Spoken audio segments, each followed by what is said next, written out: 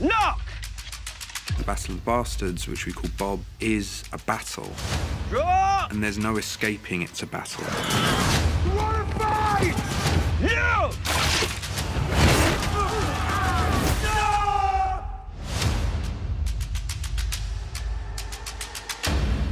Game of Thrones is so big and it's so ambitious, you have to not be intimidated by it, but you have to embrace it. Say, great, you know, why don't we go make a massive, huge, enormous battle that's bigger than anything that we've ever done?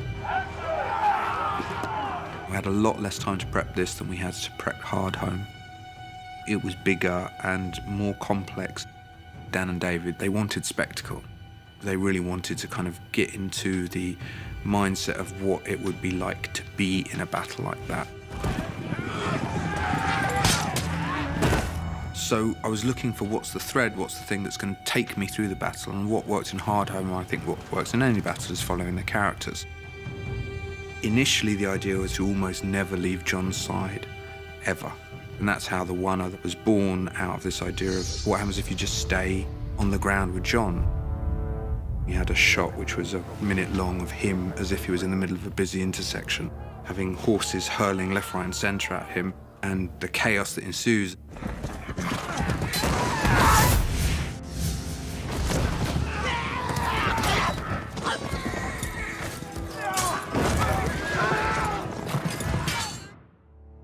With Rowley, the stunt coordinator, his specialty is horses.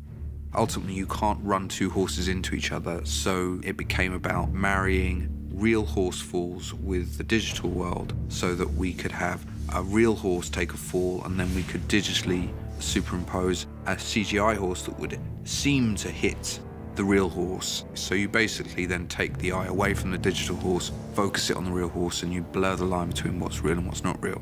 Rowley is also a very integral part of the team. He can get on set and make stuff up on the spot without any real rehearsal for it and put pieces together and get his guys. He's got a team of, about 40 core guys who are there again and again and again. And, if you look closely, you'll see the same guys being killed again and again and again. I was interested in trying to present war not as glorious, just horrible. From day one, Dan and David wanted this pile of bodies based on the Battle of Angkor. It's such a big undertaking to try and make a body pile of hundreds of horses and dead people, and also hydraulic horses' legs that kicked out so that the thing had some life. I needed it to fit into the story, and what we ended up doing is using it as this obstacle by which the Stark Army could not get past without going over it, and as they went over it, they would be shot down by the Bolton Army. The Battle of Cannae, which was this pincer movement of horses that literally crushed the Romans into a hole so that they couldn't get out and they died.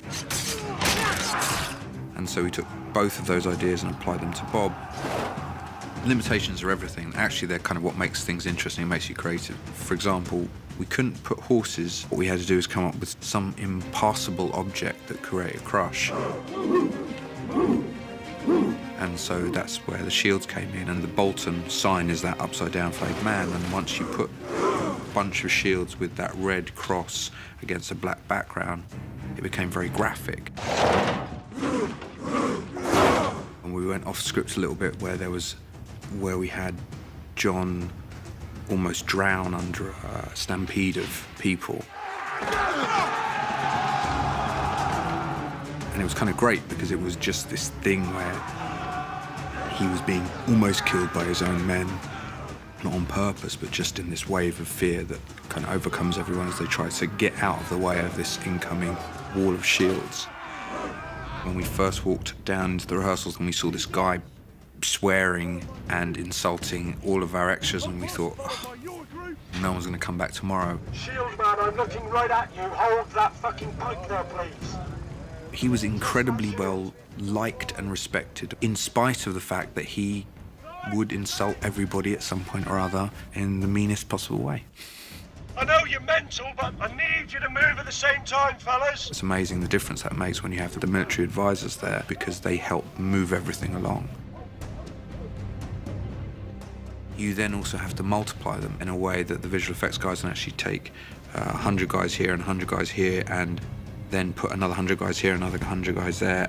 You have to film of that. So a lot of time was actually spent in prep, teaching these 600 extras to move swiftly from one block to another so that we could do the tiling efficiently.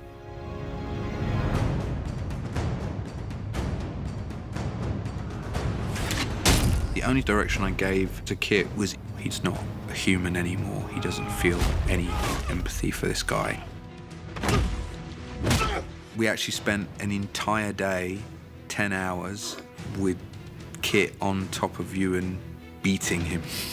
And I just shot it from every single angle I possibly could.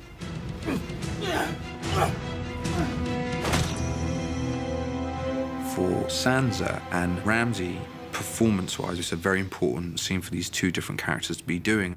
They end up playing it incredibly solitary versions of the scene where neither of them give each other anything.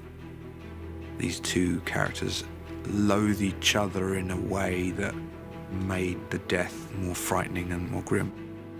Kit said the great things about season 6 is you see a lot of good people do bad things.